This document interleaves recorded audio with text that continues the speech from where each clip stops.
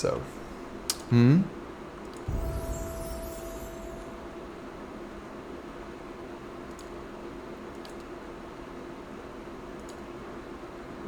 Focus, test. Crush damage.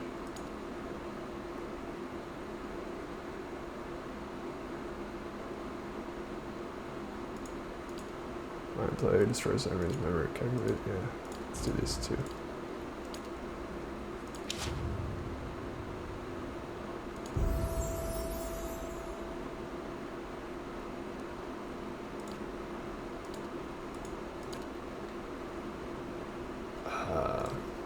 First, Reason Pillar.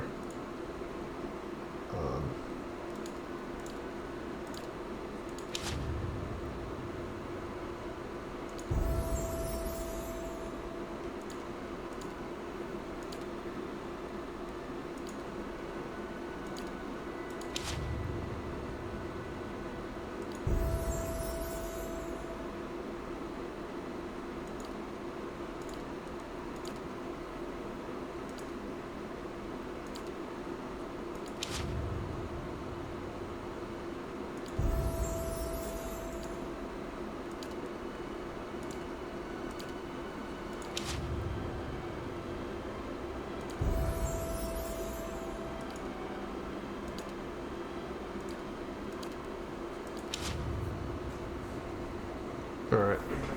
Yes? Let's try this again. So, this one over here didn't show anything. Like, so, it's kind of crap. But, anyways. A fine thing you reached, and the last thing this... Anyway, just watch your step if you have a mind to look... Soul. You got to look... My, but it's got... Been running it. It may stink. Herds come. But try telling... Stalwart shrink. Just about everything. Grynde... My family's been in charge. You'll pardon me, but it's... Need anything else? I bet he did. When a man's full of that many... Alright, so Alright, let's try it. Try how to do this. He's not allowed in this area. Damn it.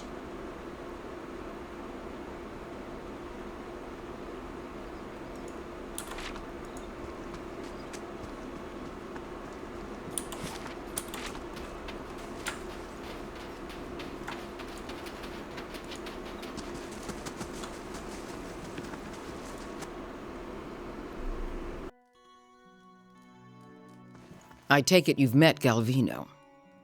Alright, let's examine her soul. Your awareness settles beneath Renengild's skin. You feel yourself looking through her eyes upon a time-faded memory. You standing in the inn. The room is stifling, but in the body heat of so many furious villagers, not the neglect fire pit, the drawn sweat from your pores. Your husband waits by the door, about as far as he can get from the assembly. He holds Uldric, whose cheeks are bright as he watches their adult bicker with wide, fearful eyes. You never realize how badly your neighbors stink, but something rank and repulsive rises from them as they pack together in the room. How much did the old snake pay you, Sina Heod? I think that was a previous mayor. It's Grynde, the head fisherman, jabbing a furious figure towards the back of the room. Grynde, your erstwhile mayor, squirms in the corner, pinned by the accused stairs. Right. So this is about that crazy dude.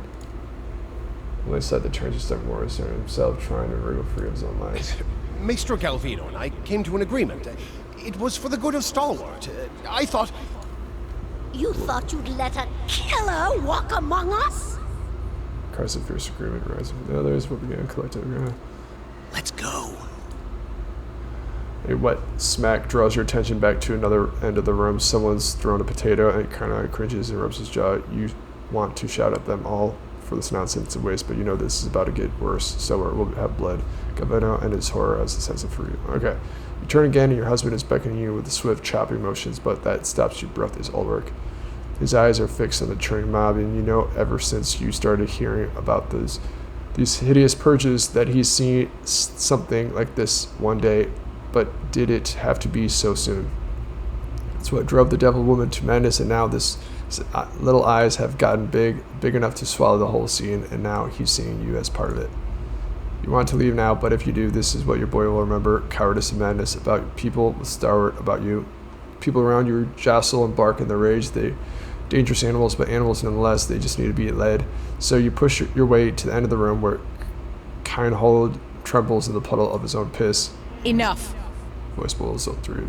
The others fall silent, watching you. They listen, duly trusting as you turn Kindhold's death sentence into an exile. No one contradicts you when you explain that he's going to march out of this village alone and into whatever miserable hamlet will have him. They silently agree when you explain that their hands are too clean for the likes of him. But there's something else forming behind their eyes, a kernel of trust and dependence. You feel it curdling around you, encasing you like a pearl does sand. You only want to spare Kindhold's life, not volunteer for his job, but you see as much fear shimmering just beneath their expressions. Fear has got men marching through mountains at Druidians and the purges at dying the slow, lonely death of Ghost Town. And you see their grateful reassurance mirrored in Ultrich's expression. Perhaps this place is hopeless, but you realize you can't leave it more than they could leave their boy. Alright, you retreat from Renengild's memory. What's on your mind? Dang. Alright, let's try this. Something else you need? Read his soul. You reach into Ultrich's sense and find yourself staring at a fence post lying in a filthy slush of frozen mud. Snow gathers around your legs, trickle into your bones, wind snaps at you even though a line of furs. You hold a wood chisel in one numb hand and mallet in the other. Kneeling over the fence post, you get to work. Hour after hour, you hammer away, feeling the tools grow heavier in your grip. As your breathing fogs your vision, you want to do better work than this. You can do better work than this. But no one's building new houses in Stelwart. The last table you crafted was put into a fishery, and pike and trails now trace the fine dovetail that joins you so lovingly carved. Now you mend stockades because that's what's needed. Chisel slips, skidding along your hands. You gasp, but you hold your hand and see, much to relief, all 5 fingers wiggling back at you. You need to get out of this town. Yeah. Sounds like a teenager or something. Pallegina, I've kneecapped people who are nicer to me than these brothers of yours. Kind of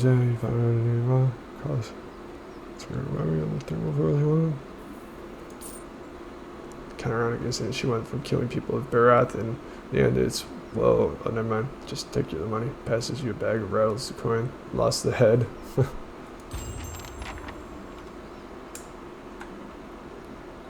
There's no point.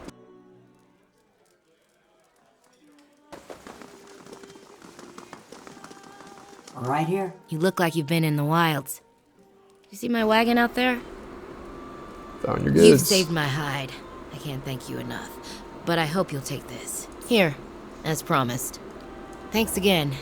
With a little luck, I'll trade these blizzards in for a sea breeze soon enough. Save that person's hide.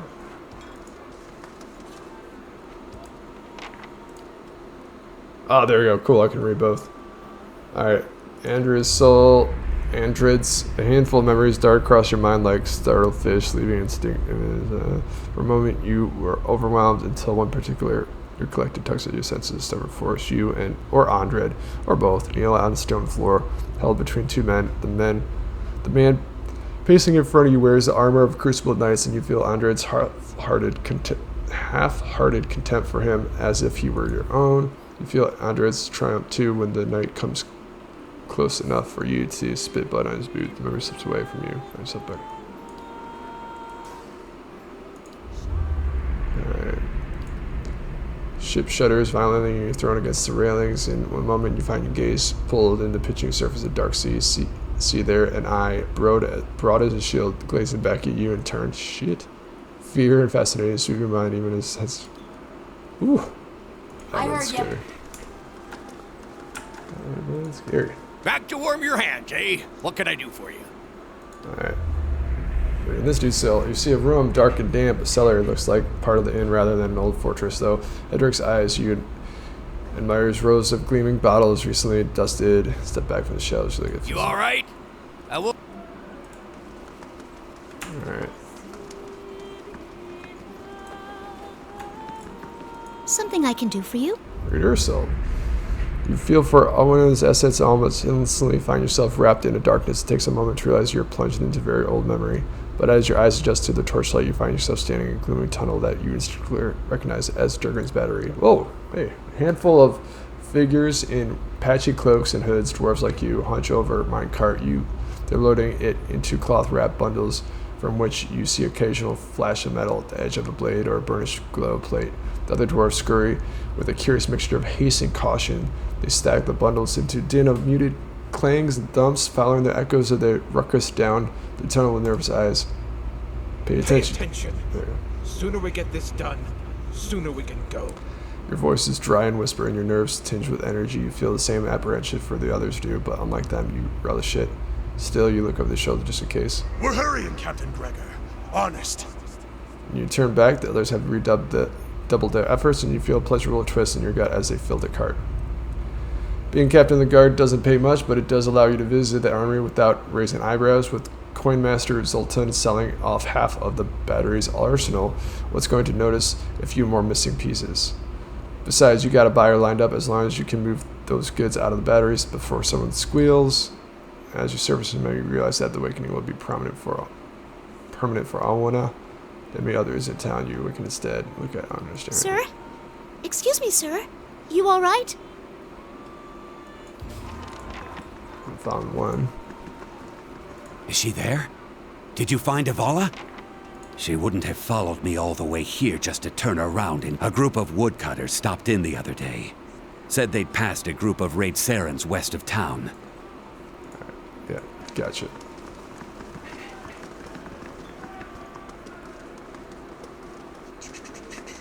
Footsteps.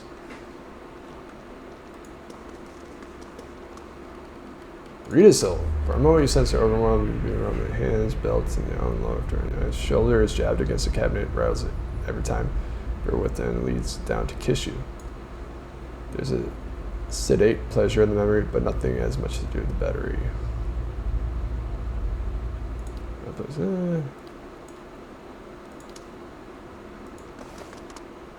Okay.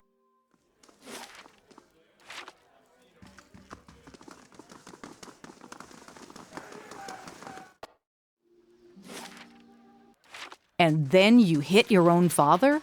Not I. That was Isilmir. Yeah, but you're the same person. Fine cock's feathers to that! I see your point.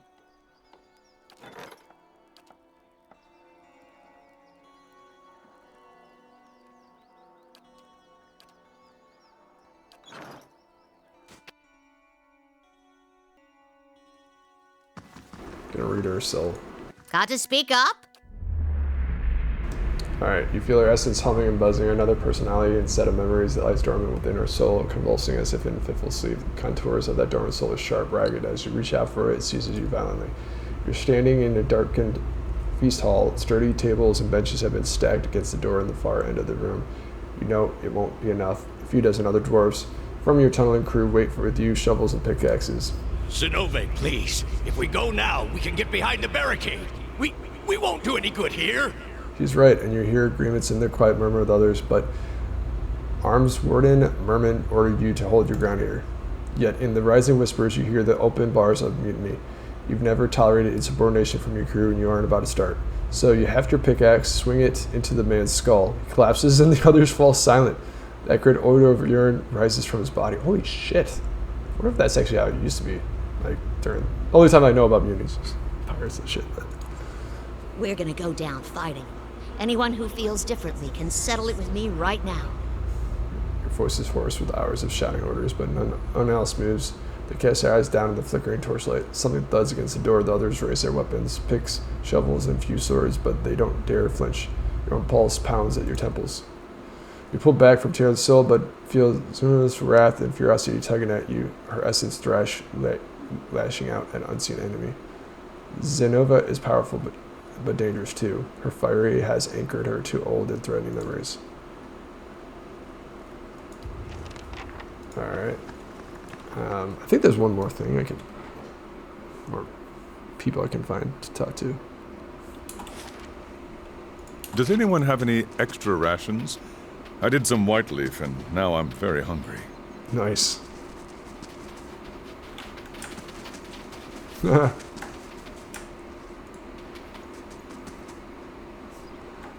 Nice. Actually, not very nice that they have to all share one outhouse. It's gotta really suck. Watch yourself on the mountain. Alright. Soul is vibrant, solid thing. As you reach out with your own sense, you feel the breath. Find yourself far above the ground, wedged into the juncture of two branches. The moonlight is bright upon the snow. In the distance, Aquarius steps out onto the ice abyss. Alright. Yeah, so that was not helpful, was it?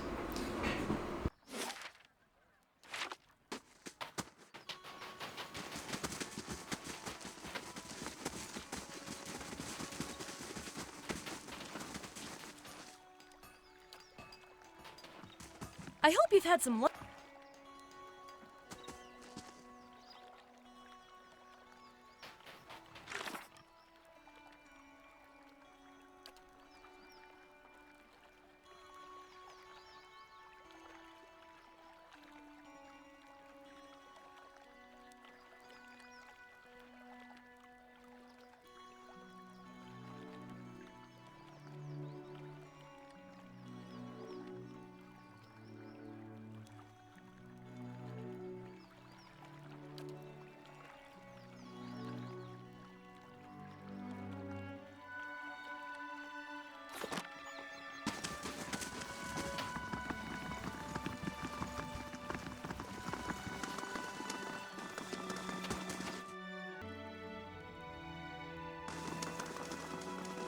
What are you doing here?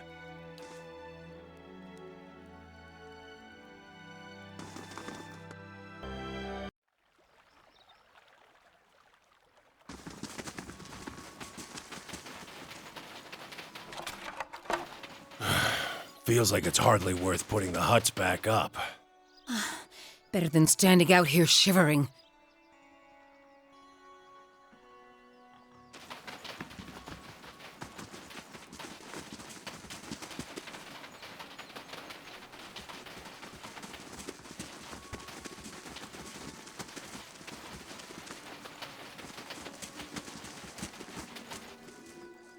If you weren't gonna fetch the liquor for me, you didn't have to tell Haeferic about it. Now he's banned me from the inn altogether. All right. I didn't mean anything by it. There we go. Snowy path. I feel like this is the last dude I can read. Snowy paths feels away. Snowy paths peel away, and the brisk air gives way to the acrid stench of smoke. Dark cloud bellows up from the remains of a burning house. Far edge of the rocky field, you are low to the ground, held in place above you. The wind tug embers back and forth. Vision on your left. Not so brave now, are you? Wait, what? Vision in your left eye is clouded, such with the figure standing above you in a collection of smeared black. Dark shape swings towards your face and subsequent. What? Did I spill something on myself? Okay, so...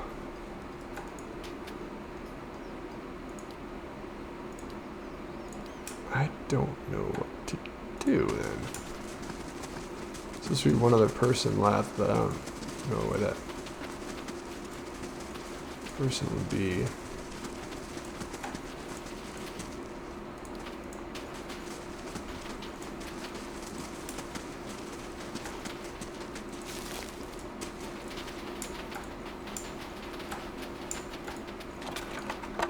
Alright, well, moving on.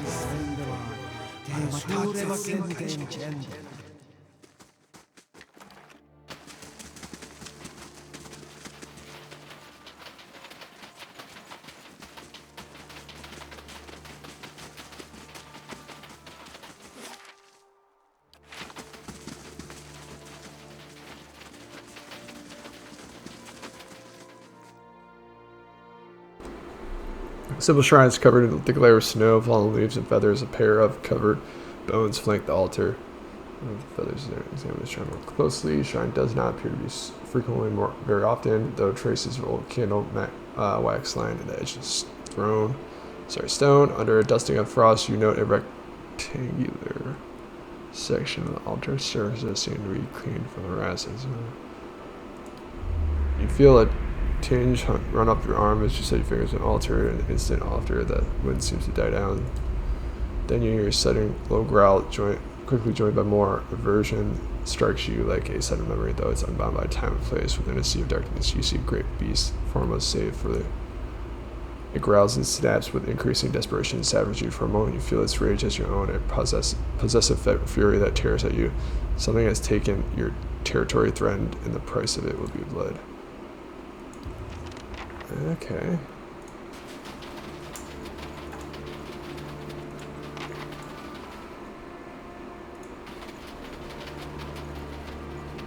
What is this? Crag Ogre. A group of elves stand in a scattered ring around an ogre, but they do not appear to be engaged in battle. The ogre is bound with rope. One of the elves tugs harshly at the line. This is pointless beast. You won't get anywhere being stubborn. The ogre only snorts angrily and pulls back on the rope. Two other elves prod him somewhat timidly with their poleaxe. The ogre does not budge. Hey, Vamrel. One of the elves has turned to look at you, mentioning. The elves turn to look at you, hands falling to the weapons. Vamrel gives a final sharp yank at the rope before he turns as well. Punch the nearest elf. What are you doing to the ogre? Need some help into the rather sad specimen for an ogre.